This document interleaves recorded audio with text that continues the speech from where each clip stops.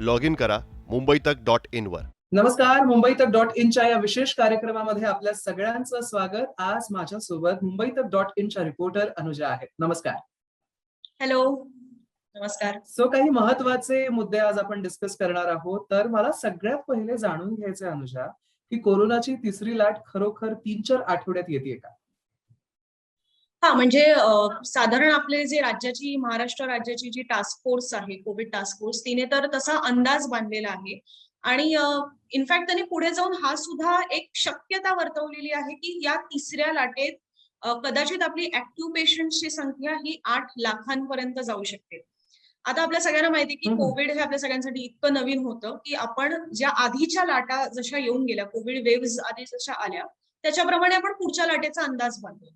आता त्याचं जे आपण युकेचा पाहिलं तर युके मध्ये सुद्धा साधारण 3 ते 4 महिन्यांनी पुढच्या लाटा आल्या. US मध्ये सुद्धा सारखीच परिस्थिती होती आणि भारतात सुद्धा तसंच झालं की पहिली लाट आपली साधारण गेल्या वर्षी होती आणि त्याच्यानंतर दुसरी लाट 2021 मध्ये आली. पण तिसरी लाट ही 3 ते 4 आठवड्यात येऊ शकते असं टास्क फोर्सचा अंदाज आहे. आणि ही लाट एवढ्या लवकर का येते तर अर्थात आता कोरोनाचे व्हेरियंट्स खूप वाढलेले आहेत. अनेक नवनवीन स्ट्रेन्स समोर येत आहेत, म्युटेशन खूप फास्ट होत आहे, त्यात डेल्टा व्हेरियंट आलेला आहे.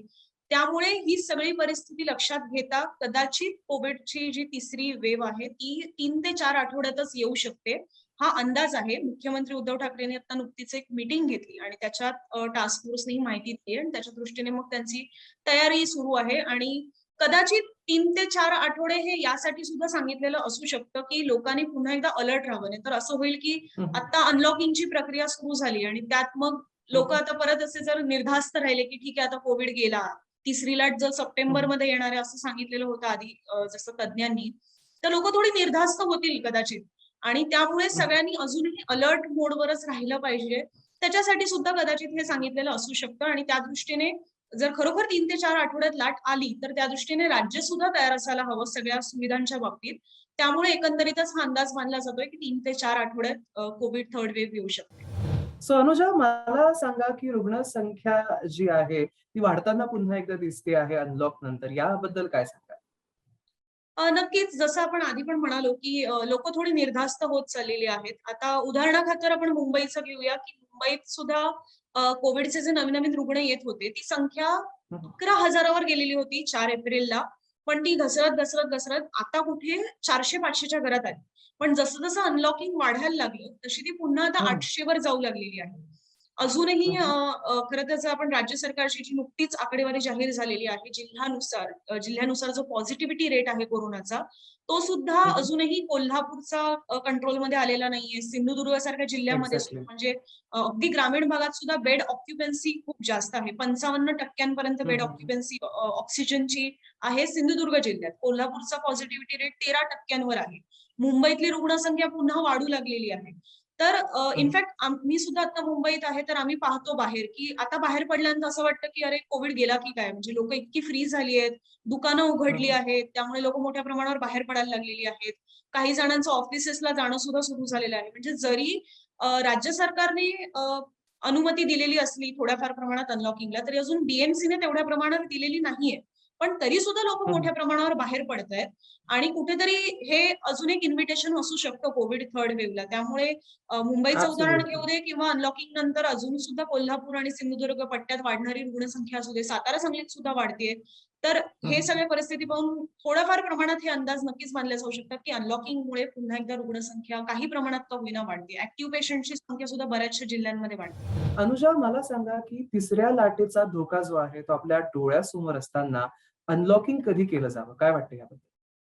खरं तर या संदर्भात आम्ही task force, Maharashtra Covid task force जे आहे त्याचे सदस्य आहेत डॉक्टर शशांक जोशी, त्यांच्याशीच बोललो. कारण की अधिकृत माहिती एखाद्या जे अधिकृत माणसाकडनं जे त्या पदावर आहेत, जे या सगळ्या गोष्टी अगदी बारकाईनं ऑब्झर्व्ह करतात त्यांच्याकडनंच घेणं महत्वाचं आहे. त्यांनी सुद्धा असं सांगितलेलं आहे की जोपर्यंत 70% जनता वॅक्सिनेट होत नाही, लसीकरण होत नाही, जिल्ह्यानुसार सुद्धा हा विचार करायला घेतला. कारण की आता महाराष्ट्र सरकारने प्रत्येक जिल्ह्याला त्यांच्या त्यांच्या पातळीवर अनलॉकिंग करायला सांगितलेलं आहे. त्यामुळे जिल्ह्यात सुद्धा 70% जर लसीकरण झालेलं नसेल तर अनलॉकिंग मुळीच करू नका, असा त्यांचा सगळ्यात पहिला सल्ला आहे. पॉझिटिव्हिटी रेट जरी कमी झाला म्हणून म्हणजे जिल्हा प्रशासन असू दे किंवा लोक सुद्धा असू दे जर निर्धास्त होत असतील तर तसं सुद्धा नाही झालं पाहिजे. किमान 15 दिवस तरी पॉझिटिव्हिटी रेट हा सतत कमी राहिला पाहिजे. एक दिवस कमी झाला मग परत 10 दिवसांनी वाढला हेही चालणार नाही. त्यामुळे धोकाही वाढतो. त्यामुळे तेच एक्झॅक्टली कुठेतरी तो एक बेफिक्रीपणा येतो, बेफिकीर होतात लोक. त्यामुळे 70% जनता जोपर्यंत वॅक्सिनेट होत नाही तोपर्यंत अनलॉकिंग झालं नाही पाहिजे आणि पॉझिटिव्हिटी रेट घटला पाहिजे, बेड ऑक्युपन्सी कमी झाली पाहिजे. तर हे सगळे मुद्दे लक्षात घेतले पाहिजेत. आणि जर आपण लसीकरणाचा मुद्दा लक्षात घेतला तर प्रत्येक जिल्ह्याचं 70% लसीकरण हे इतक्यात तरी होईल असं वाटत नाही, कारण की अजून सुद्धा महाराष्ट्रातली केवळ 2.5 कोटी जनतेला किमान लसीचा पहिला डोस मिळालाय. सो हे तर आपल्या ओव्हरऑल पॉप्युलेशनचे पण 70% अजून नाहीये. त्यात लसीकरण 70% जनतेचं पूर्ण होणं ही तर फारच दूरची गोष्ट आहे.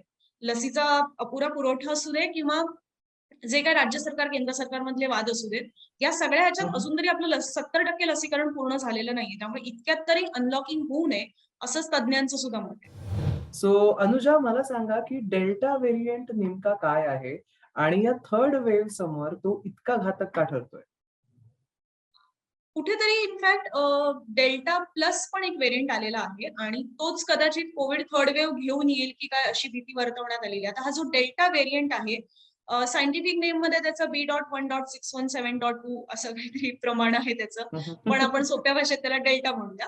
तर हा सगळ्यात पहिले सापडलाय भारतातच. ऑक्टोबर 2020 मध्येच तो सापडला. महाराष्ट्रात सुद्धा त्याचे सॅम्पल्स मिळत होते.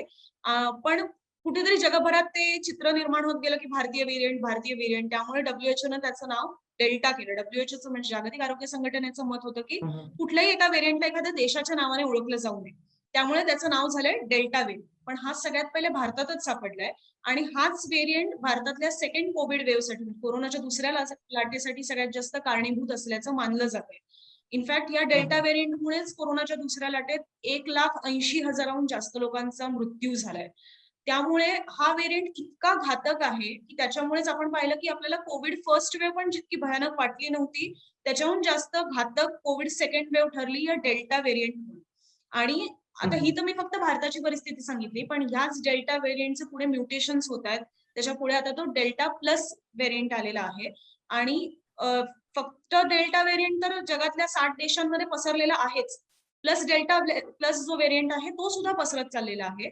आणि त्याच्यामुळेच ब्रिटन असू दे किंवा US सुद्धा असू दे, इतके बलाढ्य देश आहेत ज्यांचं मोठ्या प्रमाणात लसीकरण सुद्धा झालेलं आहे, अशा देशांना सुद्धा आता पुन्हा एकदा निर्बंध लावण्याची वेळ आली आहे. कारण की ह्या डेल्टा व्हेरियंटमुळेच ब्रिटनमधली जी रुग्णसंख्या होती कोविडची ती कमालीने वाढू लागलेली आहे. त्यांचा खरं तर आपण पाहिलं होतं त्यांचा लॉकडाऊन हा 21 जूनला संपणार होता, पण तोही आता ते संपवणार नाहीये. त्यांनी तो 19 जुलैपर्यंत वाढवलेला आहे. कारण की ह्या डेल्टा व्हेरियंटमुळे तिथली रुग्णसंख्या खूप वाढू लागली. 2 जूनला त्यांच्याकडे साधारण 20-22 हजार रुग्ण होते, ते आता 42,000वर पोहोचले.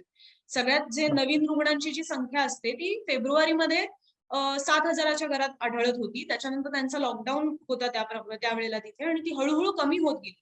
तर आता जून मध्ये तिकडे परत नव्या रुग्णांची संख्या ही 7,000वर गेलेली आहे. त्यामुळे हा डेल्टा व्हेरियंट जसं आपण ब्रिटन मधलं उदाहरण पाहतोय आणि जसं मी सुरुवातीला पण म्हणाले की ब्रिटन मधल्या गोष्टी या बऱ्यापैकी आपल्याकडे सुद्धा होताना दिसत आहेत. भले त्या थोड्या वेळानंतर होत असतील, पण तशाच गोष्टी आपल्याकडे होताना दिसतात. त्यामुळे हा डेल्टा व्हेरियंट प्रचंड भीतीदायक आहे आणि त्याचं म्युटेशन सुद्धा खूप फास्ट होत असल्यामुळे कुठेतरी तोच कोरोना थर्ड वेव्ह घेऊन येईल की काय अशी सुद्धा भीती आहे. सो अनुजा, मला तुमच्याकडून जाणून घ्यायचं आहे की कोरोनाच्या या तिसऱ्या लाटेमध्ये लहान मुलांवर जास्त धोका आहे असं देखील बोललं जात आहे. सो हे कितपत खरं आहे? आपल्या एक्सपर्ट्स जे आहेत म्हणजे पहिले अर्थातच हा धोका मानला जात होता. पहिले हे खूप अंदाज मानले गेले की लहान मुलांना सगळ्यात जास्त धोका असेल आणि त्याचं कारण साहजिक होतं की तेव्हा तोपर्यंत म्हणजे अजूनही खरं तर लहान मुलांसाठी लस आलेली नाहीच आहे, पण हे अंदाज बांधण्यामागचं कारण होतं की किमान 18 वर्षांवरील नागरिकांसाठी तरी लस आली आहे. त्यामुळे कोरोनाची तिसरी वेव्ह ही जी सप्टेंबरमध्ये येणार आहे असं मानलं जात होतं, तर तोपर्यंत साधारण किमान बहुतांशी नागरिकांना किमान एक डोस मिळून गेलेला असेल 18 वर्षांवरील असं मानलं जात होतं. त्यामुळे हा एज ग्रुप सेफ आहे. पण लहान मुलांसाठी लसच आली नाहीये, त्यामुळे त्यांना सगळ्यात जास्त धोका असेल. हे त्याच्यामागचा अगदी साधा सोपा अंदाज होता, सोप्या भाषेत सांगायचं म्हटलं तर. पण आता असं म्हटलं जातंय, म्हणजे एम्स कडनं सुद्धा असू दे, ICMR कडनं असू दे, आरोग्य मंत्रालय असू दे आणि इतर कुठले तज्ञ असू देत, सगळ्यांनीच सांगितलेलं आहे की कोविडच्या थर्ड वेव्ह मध्ये मुलांना सगळ्यात जास्त धोका आहे, असा कुठलाही पुरावा नाही, असा कुठलाही अभ्यास नाही आणि असा तर्क बांधता येणार नाही की हो कोविडच्या थर्ड वेव्ह मध्ये तिसऱ्या मुलांनाच धोका असेल. आणि या उलट खरं तर लहान मुलांसाठी कोरोना लसीच्या ज्या ट्रायल्स आहेत, आपल्याला माहितीये की त्या नागपुरात सुद्धा सुरू झालेल्या आहेत आणि त्यावेळेला जेव्हा कुठल्याही लहान मुलांवर किंवा कुठल्याही माणसावर जेव्हा ट्रायल्स घेतल्या जातात व्हॅक्सिनच्या, त्याच्या आधी त्यांच्या साध्या काही मेडिकल टेस्ट होतात. त्याच्यात सुद्धा हे दिसून आलं की लहान मुलांमध्ये आधीच अँटीबॉडीज डेव्हलप व्हायला सुरुवात झालेली आहे. आता सुद्धा एम्स आणि WHO नं एक सर्व्हे केलेला आहे, त्याच्यात सुद्धा हे दिसून आलेलं आहे की लहान मुलांमध्ये नॅचरली म्हणजे नैसर्गिकरित्याच अँटीबॉडीज डेव्हलप व्हायला सुरुवात झालेली आहे. त्यांच्या आजूबाजूच्या ज्या केसेस आहेत त्याच्यामुळे कदाचित असेल. तर त्यामुळे असा अंदाज बांधला जातोय की आता असं सांगितलं जातंय की कोरोनाच्या तिसऱ्या लाटेत लहान मुलांना फारसा धोका नसेल आणि जरी त्यांच्यात केसेस खूप आढळू लागल्या तरी त्या अगदी माइल्ड स्वरूपातल्या असतील. कोरोनाच्या दुसऱ्या लाटेत सुद्धा इनफॅक्ट पहिल्या लाटेच्या तुलनेत जास्त लहान मुलं इन्फेक्ट झाली कोविडने, पण त्यांचं स्वरूप माइल्ड होतं, त्यांना माइल्ड इन्फेक्शन्स होते. लहान मुलांच्या मृत्यूचं प्रमाण सुद्धा अतिशय कमी आहे. तुम्हाला इनफॅक्ट आठवत असेल की नगरमध्ये सुद्धा नुकतीच खूप मोठ्या प्रमाणात लहान मुलं इन्फेक्ट झालेली आढळून आलेली होती. पण सगळे सौम्य लक्षणवाले होते, त्यामुळे कुठे घाबरून जायची गरज नाहीये. पण अर्थात आपल्याला प्रिकॉशन घेतले पाहिजे. त्यामुळे प्रिकॉशन्स घ्या. अगदीच लहान मुलांना होणार नाही असं गृहीत धरून चालू नका. प्रिकॉशन्स घेतले पाहिजेत. पण कोविडची तिसरी वेव्ह आहे, त्यामुळे शाळा आणि कॉलेजेस इतक्या लवकर सुरू होणार नाहीत. कारण की आता आपण जसं पाहतोय की 18 वर्षांवरील नागरिक जे आहेत तिकडे सुद्धा बऱ्याचदा रिक्वायरमेंट असतात की तुमचं लसीकरण झालं असेल तर मग तुम्हाला बाहेरच्या देशात परवानगी मिळेल, असं सगळं आहे.